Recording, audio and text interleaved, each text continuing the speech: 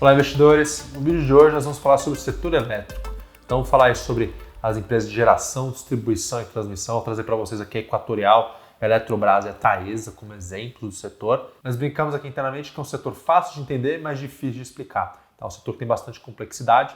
Então, vou também passar aqui um pouquinho sobre o modelo de negócio do setor, então sobre as três divisões, né, aí dentro, a transmissão, a geração e a distribuição. Tá? Então, eu queria pedir para quem não tiver inscrito no canal se inscrever, ativar as notificações e vamos lá. Né? Então, pessoal, energia elétrica é um recurso escasso, né? É um dos recursos mais importantes que a gente tem hoje em dia. Tem uma demanda crescente por energia elétrica. É uma demanda que cresce com a população e também cresce com as pessoas usando cada vez mais eletrônicos e aparelhos eletrodomésticos, esse tipo de coisa. O movimento de urbanização também auxilia no aumento da demanda de energia elétrica. Tá? Então é um setor que tem umas características principais aí para a gente começar a citar. A primeira delas é um setor altamente resiliente, então mesmo em cenários de economia mais fraca, a demanda por energia elétrica tende a se manter razoavelmente estável e são empresas que têm muita previsibilidade nos seus resultados.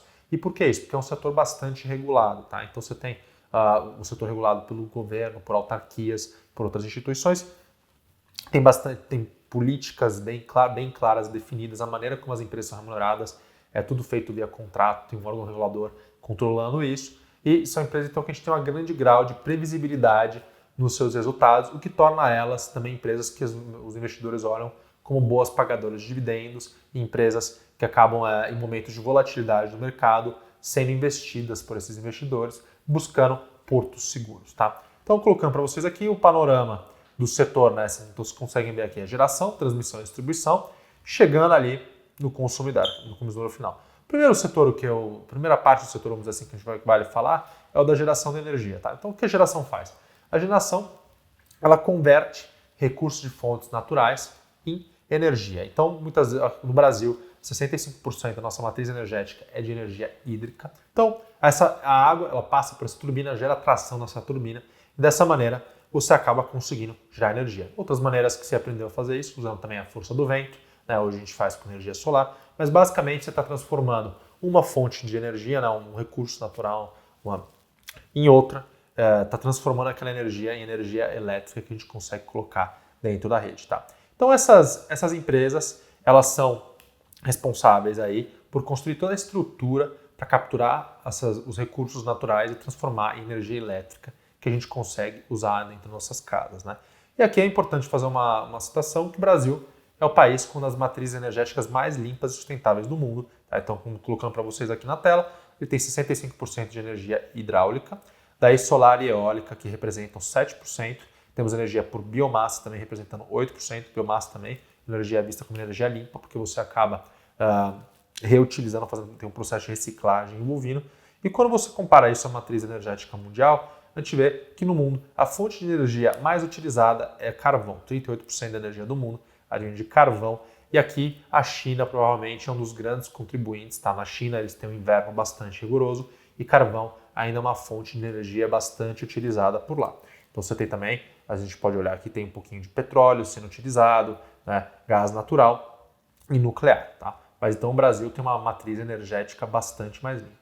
E acho que vale citar aqui, né, a maior empresa que a gente tem aqui do setor, empresa de geração também, então a Eletrobras é a maior empresa do setor e ela também é a maior geradora. Né? Então vocês conseguem ver, a Eletrobras aí, ela corresponde a 30% de toda a capacidade instalada no país, com capacidade aí de 51 mil megawatts, tá bom? E, além disso, ela tem também bastante linha de transmissão aqui, sendo representando, tem um valor bastante representativo, tá? E a gente pode olhar aqui, quando a gente olha para da onde vem essa energia que a Eletrobras gera, 90% dela é hidráulica, tá? Então a gente tem no Brasil, tem muito rio, tem muita disponibilidade hídrica, o termo técnico, né? E faz total sentido, é uma energia assim, faz total sentido a gente explorar esse potencial hídrico. Né? Você pode ver também a Eletrobras aqui também tem um pouquinho de eólica, nuclear e térmica. Tá bom? Quando a gente olha um pouquinho para os resultados da Eletrobras, só para vocês terem uma dimensão do tamanho da empresa, tá? É a empresa aí que só de EBITDA no primeiro semestre de 2020 gerou 10 bilhões de reais de EBITDA, um lucro de 5 bilhões de reais.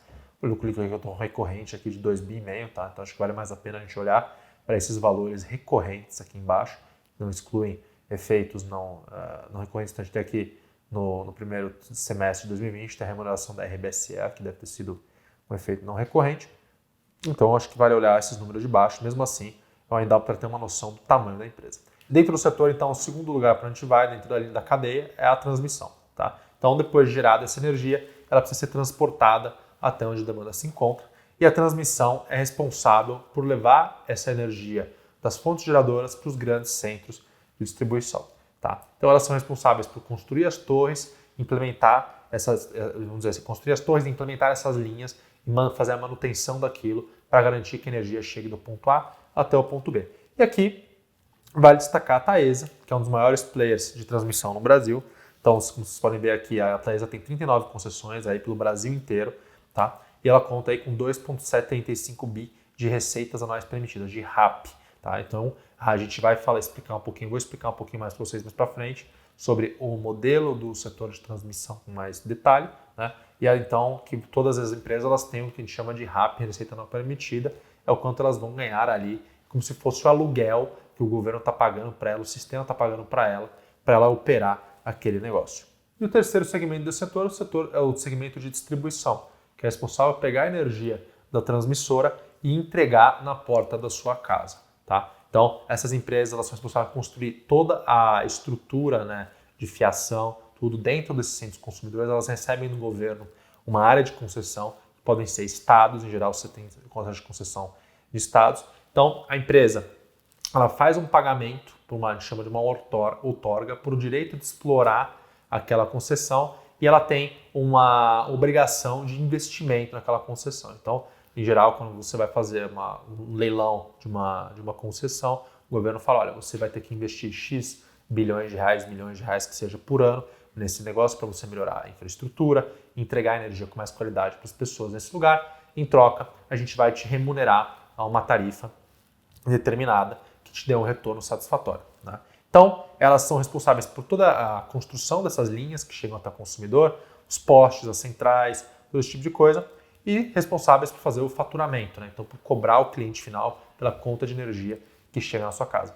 Então, um exemplo aqui de distribuidora, uma das empresas mais bem geridas, um exemplo de governança aqui na Bolsa, tá? Um case de investimento também bastante interessante, que é a Equatorial. A Equatorial opera hoje 4 concessões de distribuição, Alagoas, Maranhão, Pará e Piauí, como vocês podem ver na imagem que eu subi para vocês aqui. Tá? Então ela está atuando aí, ela atende mais de 7 milhões de clientes, tá? E tem um volume faturado aí de mais de 22 mil gigawatt-hora. Tá? Então a empresa também é uma referência. A Equatorial, vale citar, ela está entrando no setor de transmissão também tem um pouquinho de geração, mas é primordialmente uma empresa de distribuição.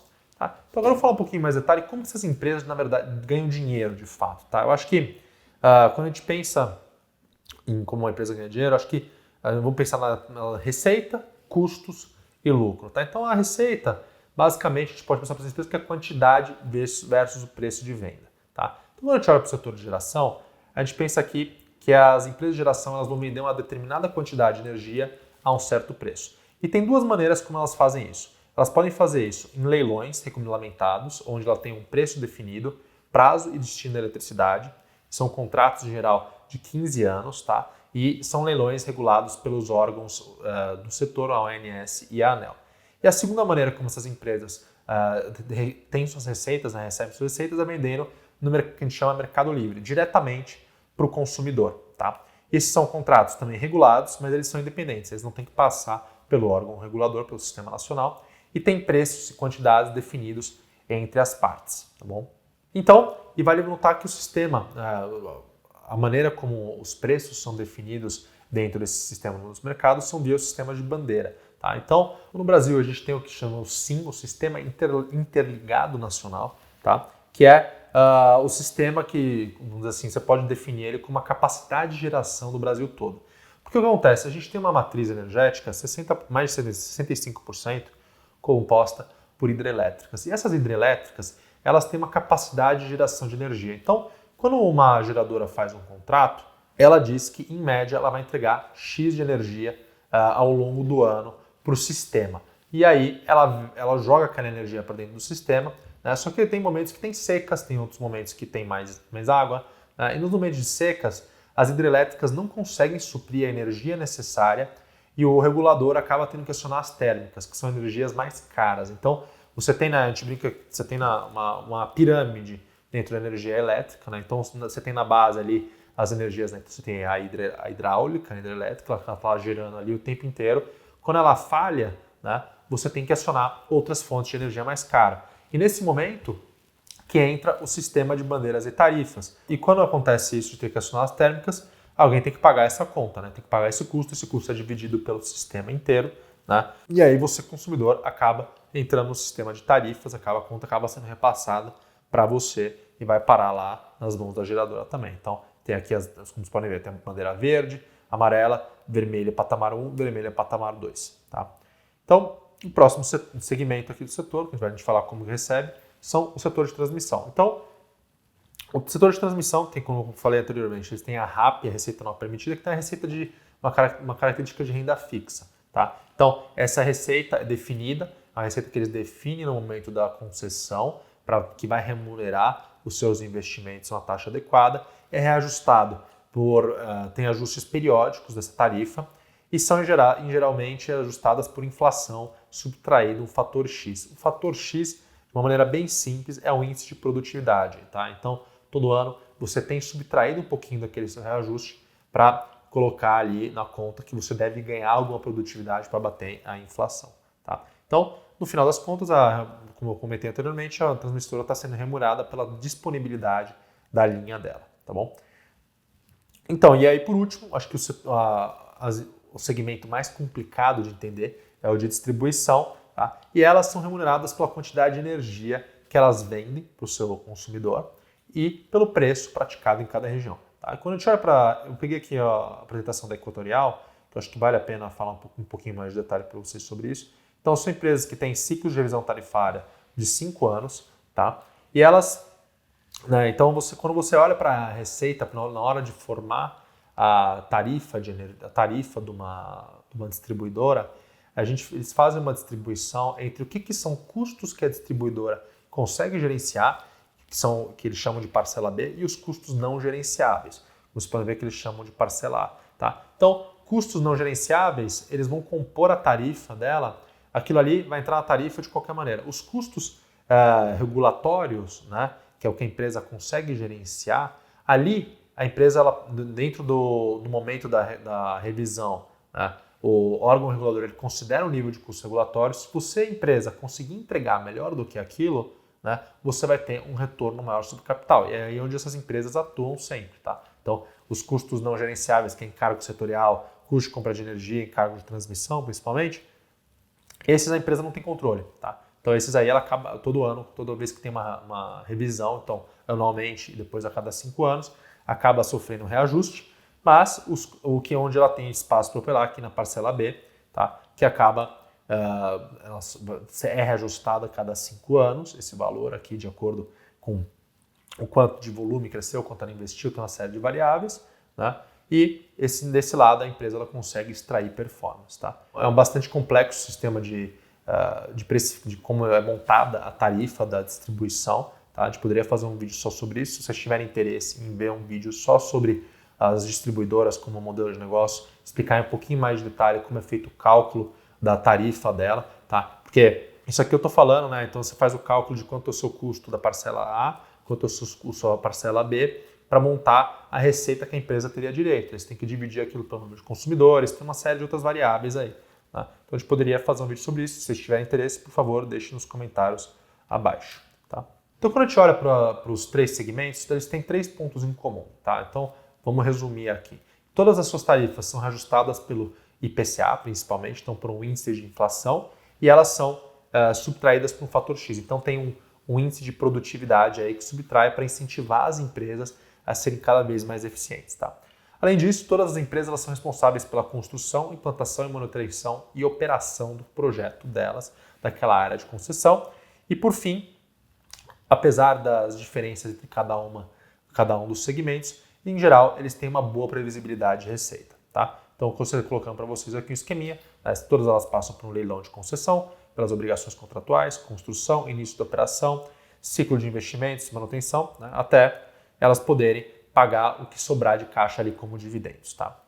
Então, pessoal, agora que eu expliquei um pouquinho melhor sobre como cada um dos segmentos funciona, vou mostrar para vocês, subir uma tabelinha para vocês aqui que a gente montou com as 15 maiores empresas aí do setor de energia. Então, a gente fez aqui, a gente selecionou de cada empresa as ações mais líquidas, pegou um valor de mercado mínimo de 5 bilhões de reais e excluímos algumas holdings, tá? Então, você vê aqui que eu comentei a Eletrobras, aqui é a maior empresa do setor no valor de mercado, empresa predominantemente de geração. Temos a Engie, CPFL, Equatorial, tem a Taesa ali também, tá? Então colocamos aqui para vocês os múltiplos dessas empresas, o yield de dividendos. Então você vê aí, todas as empresas nos últimos meses aí pagando, a maioria delas, né? Você olha para a Eletrobras, pagou 5% de dividendos, comparando com uma Selic atual de 2%, retorno bastante atrativo, né? Uma STET pagando 8%, Taesa, né? Que a gente comentou aqui no vídeo, pagando 8,5% de dividendos, tá?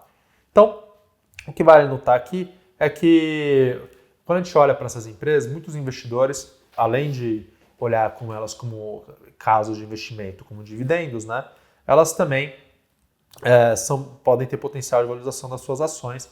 E como elas são um fluxo bastante previsível, né, se você pensar num fluxo de pagamentos bastante previsível pelos próximos X anos, né, a principal variável ali que vai mudar é a sua taxa de desconto. E o que aconteceu recentemente, como vocês podem observar nessa imagem, é que o custo de capital aqui no Brasil, em relação ao ano passado, então a gente compara setembro de 2020 com setembro de 2019, caiu mais de 1%. Tá? Então, quando a gente leva essa queda de 1,7% no custo de capital para um desconto do fluxo de caixa numa empresa de energia, você tem uma diferença bastante razoável. Né? Então, a gente até, aqui na Levante, a gente fez um relatório sobre o setor elétrico, a gente apresenta lá uma continha para vocês que quiserem, eu estou deixando o relatório na descrição do vídeo aqui, tá bom?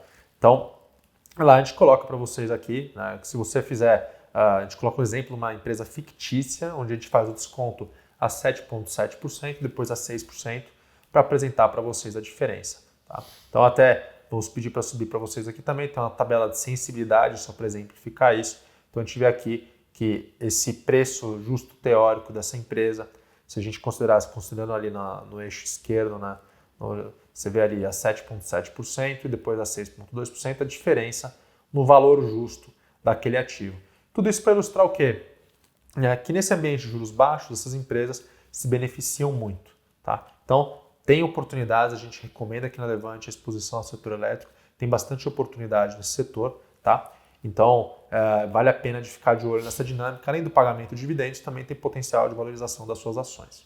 Tá, pessoal? Então, eu queria pedir para vocês, se ficou alguma dúvida, deixe nos comentários abaixo. Eu falei de 3 empresas, citei aqui brevemente a Eletrobras, a Equatorial e a Taesa no vídeo. Se vocês quiserem que eu fale mais detalhes sobre alguma dessas empresas ou tiver algum assunto que vocês quiserem que eu traga aqui para vocês, por favor, deixe nos comentários e eu vou trazer para vocês em breve. Tá bom? Grande abraço a todos.